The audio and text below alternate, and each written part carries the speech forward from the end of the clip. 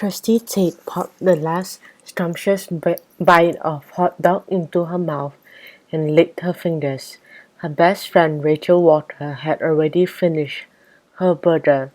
She was pulling funny faces in the silly mirrors outside the funhouse. "I love this," said Rachel, pulling her ears out so they looked huge and wobbly. In the mirror, "I think they might be my favorite thing at the funfair."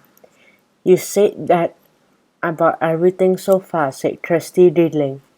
The girls were spending the day at the Fernando's Fabulous Funfair. It had come to the playing field of Rachel's school in Tippington, and Kirsty was visiting for the weekend so that they could enjoy it together. "The Zippy Zoom roller coaster was lots of fun," said Kirsty, coming to stand beside Rachel in front of the first mirror. "So was the Lucky Dip," said Rachel, moving onto the second mirror, "and it was great to make some new friends." Matilda and Georgia Fernando were twin sisters, whose parents ran the funfair. The girls had met them when they arrived and they had got on instantly. "I look hilarious," said Kirsty, staring at herself in the first mirror. I am like a beanpole." She bent her knees and bobbed up and down, diddling as the reflection grew tall and bendy. "Come and see this one," said Rachel, chuckling at herself, looking as round as a beach ball with a tiny head. The girls laughed as they moved along the row of mirrors, changing shape in each one. But when they reached the last mirror, their reflections seemed normal. "What's funny about this one?" said Rachel. The girls stared at themselves, and then Kirsty saw it. "Look at our feet," she said, bursting with laughter. Their feet looked enormous, as if they were wearing clown shoes. "That's brilliant," said Rachel, lifting one foot after the other and waddling them around.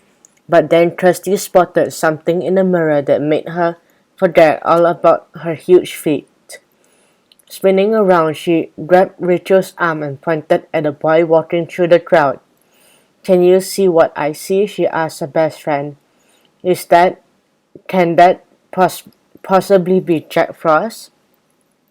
Rachel gaped at the boy. He had a blue face and a beard that made him look exactly like the fairies' worst enemies. "He can't be," said Rachel. "He's too short, and look at his feet. They're tiny." Even so, he looked so like the ice lord that the girls could feel their legs shaking. Then as the boys got closer, relief flooded through Kirsty. "It's paint," she said. "It's just face paint. It must be a stick-on beard." Rachel stepped out in front of the boy. "Your face paint looks cool," she said. "What is it meant to be?" The boy frowned, which made him look even more like Jack Frost than ever.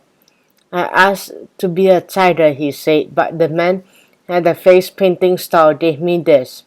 I don't know what it's supposed to be, but I don't like it." He stomped off, and the girls exchanged a worried look. "It seems Jack hasn't finished causing trouble here at the funfair," said Kirsty. Just as that morning they had shared an amazing adventure with Ray the roller coaster fairy. She had whisked them to Fairyland when the funfair fairies were getting ready for the summer fair at the Fairyland Palace. Jack Frost and his goblins had stolen magical objects from Ray and the rest of the funfair fairies. Fatima the face-painting fairy, Paloma the Dodgems fairy, and Bobby the bouncy castle fairy.